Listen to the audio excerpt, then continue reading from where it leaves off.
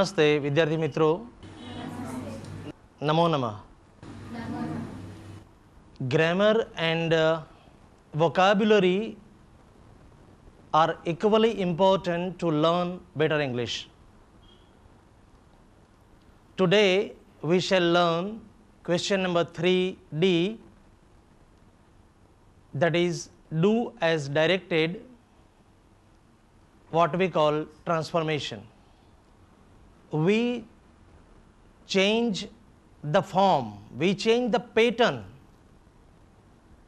and not the meaning, not the tense. એટલે વિદ્યાર્થી મિત્રો, આજે આપણે ક્વેશ્ચન નંબર 3D થી શુભ શરૂઆત કરીએ છીએ.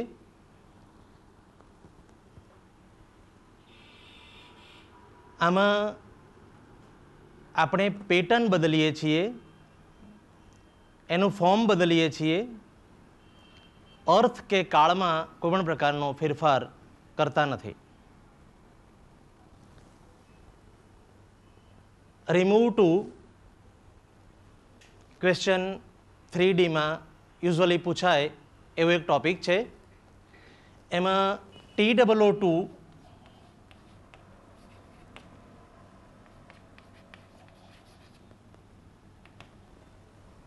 અને 2+ વર્બ.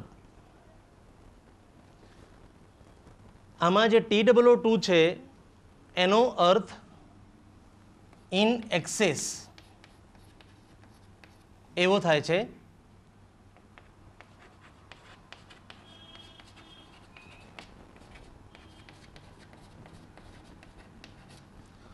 મોર ધેન નેસેસરી એવો થાય છે. બેઝિકલી આ નેગેટિવ મિનિંગ છે.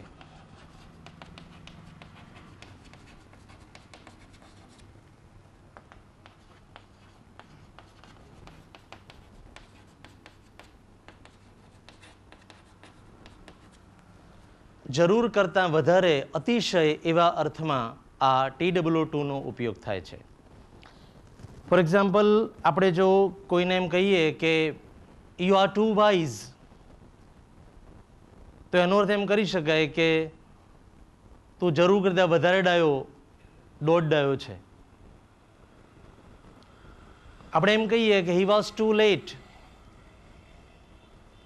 તો એનો અર્થ એ થાય કે એ જરૂર કરતાં વધારે મોડો પડ્યો એવા અર્થમાં આ TOO2 વપરાય છે. એક્સેસના અર્થમાં, મોર ધેન નેસેસરીના અર્થમાં, જરૂર કરતાં વધારે અતિશય માત્રામાં એવા અર્થમાં. વાક્યમાંથી TOO2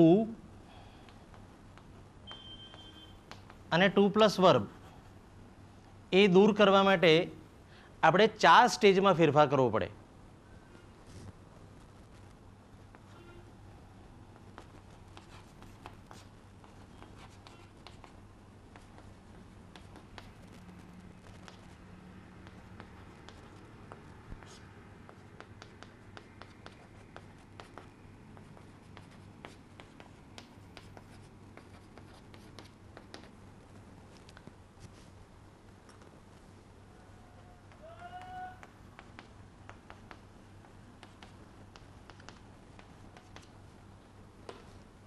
TOO2 અને TO2+ વર્બ દૂર થાય એટલે 4 સ્ટેજ ઉમેરાય. જ્યાં TOO2 છે ત્યાં જ આપણે સો મૂકીએ છીએ. પછી એડજેક્ટિવ અથવા એડવર્બ આવે છે, એટલે કે વિશેષણ અથવા ક્રિયા વિશેષણ મુકાય છે. એના પછી તરત જ ધેટ આવે છે. એના પછીથી સબ્જેક્ટ એટલે કે કર્તા રૂપ આપણે યોગ્ય ઉમેરીએ છીએ. દાખલા તરીકે ફોર મી જો હોય તો આઈ મૂકીએ છીએ, ફોર અસ હોય તો વી મૂકીએ છીએ, ફોર હર હોય તો શી મૂકીએ છીએ, ફોર ધેમ હોય તો દે મૂકીએ છીએ. આ રીતે. ત્યાર પછીથી કેન અથવા કુડ, કેન વર્તમાન કાળમાં અને કુડ ભૂતકાળમાં, અને ત્યાર પછીથી નોટ એટલે કે નકાર અર્થ ઉમેરાય છે. મેં હમણાં જ તમને કહ્યું કે બેઝિકલી TOO2 એ નેગેટિવ મિનિંગ ધરાવે છે અને માટે આપણે અહીંયા નોટ ફરજિયાતપણે ઉમેરવું પડે છે. એટલે યાદ આને એ રીતે રાખવાનું આપણે કે જ્યારે 2 સ્ટેજ નીકળી જાય ત્યારે 1, 2, 3 અને 4 સ્ટેજ ફરજિયાત પ્રમાણે ઉમેરવા જોઈએ. અને એના માટે વધારે સારી રીત એ છે કે તમે જ્યારે પરીક્ષામાં જવાબ લખો ત્યારે આ 4 સ્ટેજની નીચે જો અંડરલાઇન કરો તો એનો ફાયદો એ થશે કે કોઈ સ્ટેજ રહી ગયું હોય અથવા ભૂલી જવાયું હોય મૂકવાનું તો તમે વધારે સારી રીતે એને ટેલી કરી શકશો. હવે આપણે પ્રેક્ટિકલી ઉદાહરણ દ્વારા આ જે પેટર્ન છે એને જોઈએ છીએ.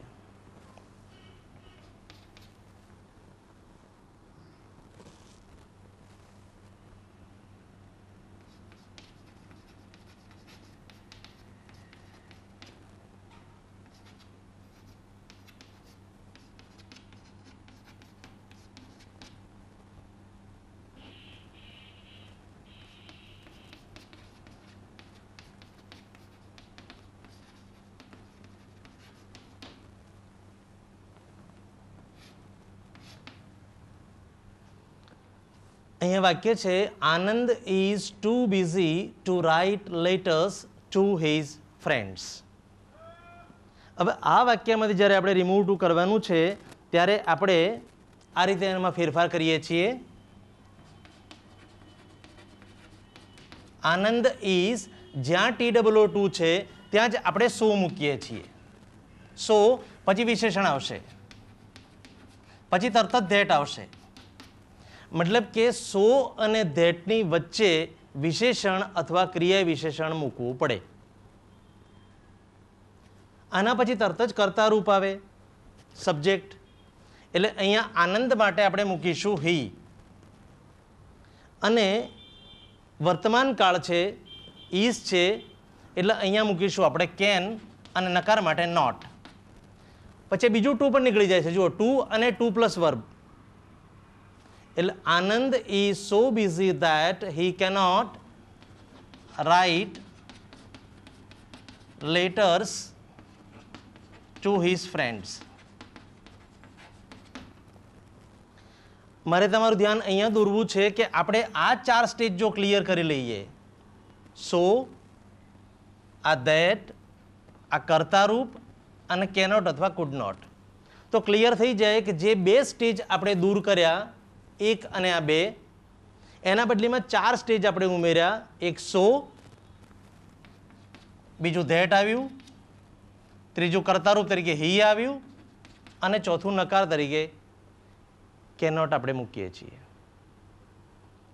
અહીંયા કેનના બદલે ડુડસ પણ આવી શકે, વિલ પણ આવી શકે. માત્ર કેન જ મૂકવું આવો કોઈ નિયમ નથી, પણ વાક્યના કાળ પ્રમાણે તમારે વર્તમાન કાળ હોય તો કેન આવે અથવા ડુડસ આવી શકે. અને જો વાક્ય ભૂતકાળમાં હોય તો અહીંયા કેનના બદલે કુડ આવે, વિલના બદલે વુડ આવે, ડસના બદલે ડીડ આવે. બીજું એક ઉદાહરણ આપણે જોઈએ.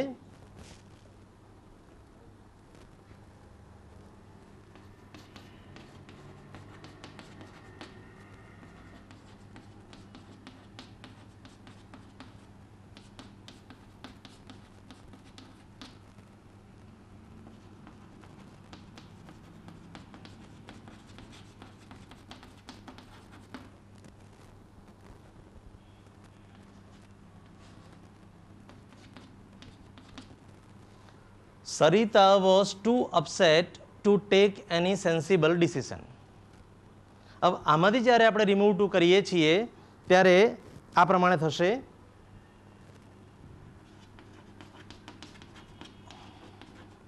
Sarita was, જો અહીંયા TOO છે ત્યાં આપણે સો મૂકીએ છીએ, પછી અપસેટ, પછીથી ધેટ. મતલબ કે સો અને ધેટની વચ્ચે વિશેષણ અથવા ક્રિયા વિશેષણ દરેક વખતે આવે જ.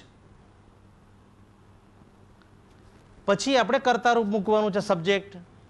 એટલે સરિતા છે અહીંયા માટે આપણે સરિતા માટે મૂકીશું she. Sarita was so upset that શી.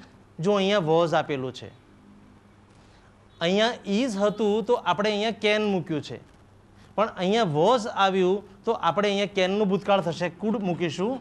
એટલે she could not take any sensible decision.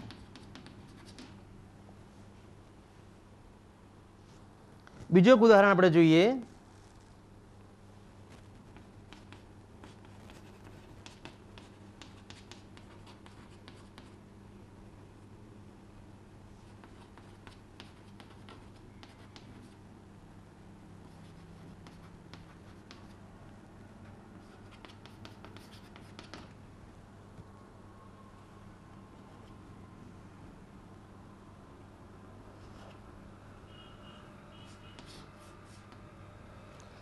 That box was too heavy for me to lift.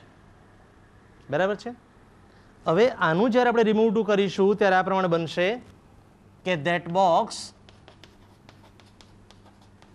was, જ્યાં TW2 છે ત્યાં so આવશે, so heavy that, હવે જુઓ અહીંયા કર્તા તરીકે ફોર મી માંથી આપણે આઈ લેવું પડશે. આપણે પહેલા સ્પષ્ટતા કરી છે કે જો વાક્યની મધ્યમાં કર્તા રૂપ આપેલું હોય તો ફોર મી માટે આઈ, ફોર અસ માટે વી, ફોર હર માટે શી, ફોર ધેમ માટે ધે, આ પ્રમાણે મૂકવું પડે. એટલે that box was so heavy that, આ ફોર મીના બદલે આપણે આઈ મૂકીએ છીએ. એટલે ફોર મી પણ મૂકો અને આઈ પણ મૂકો એવું ના બને પાછું. તો that box was so heavy that I, ભૂતકાળ છે અહીંયા માટે કુડ નોટ આવશે, કુડ નોટ લિફ્ટ. ફરી એકવાર આને જો ટેલી કરી લઈએ તો જુઓ એક સ્ટેજ છે, આ બીજું સ્ટેજ છે, કર્તા તરીકે આ ત્રીજું સ્ટેજ છે અને આ ચોથું સ્ટેજ છે. એટલે યાદ એ રાખવાનું છે કે જ્યારે બે સ્ટેજ આપણે દૂર કરીએ છીએ વાક્યમાંથી TW2 અને TO2 ત્યારે ચાર સ્ટેજ ફરજિયાત ઉમેરીએ છીએ. એક છે સો, બીજું છે ધેટ. એટલે કે સો અને ધેટની વચ્ચે વિશેષણ કે ક્રિયા વિશેષણ આવે. અહીંયા જે પ્રમાણે છે એ જોઈ શકાય છે કે so busy that, so upset that, so heavy that, એ પ્રમાણે. પછી આપણે કર્તા રૂપ મૂકવાનું છે સબ્જેક્ટ, કે અહીંયા આપણે આનંદ માટે હી મૂક્યું છે, સરિતા માટે શી મૂક્યું છે, જ્યારે અહીંયા કર્તા રૂપ માટે આપણે ફોર મી માંથી આઈ લઈએ છીએ.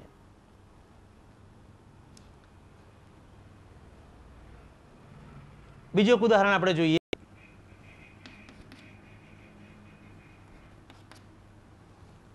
My uncle speaks too fast for us to understand him.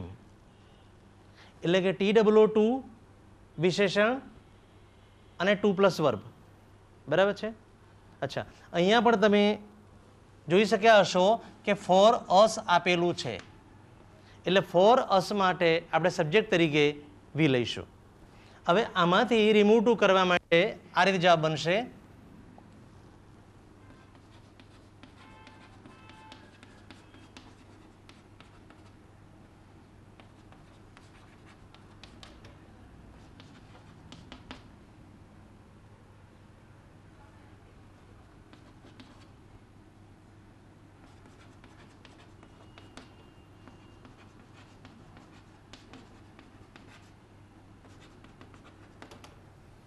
My uncle speaks so fast that we cannot understand him. તો ચાર સ્ટેજ અહીંયામાં ટેલી થશે પાછા. આ એક સો મૂક્યું, ધેટ એ બીજું મૂક્યું, કર્તા તરીકે વી એ ત્રીજું મૂક્યું અને આ કેનોટ એ ચોથું મૂક્યું. સ્પીક્સ એ વર્તમાન કાળ છે માટે આપણે અહીંયા કેન મૂકીએ છીએ.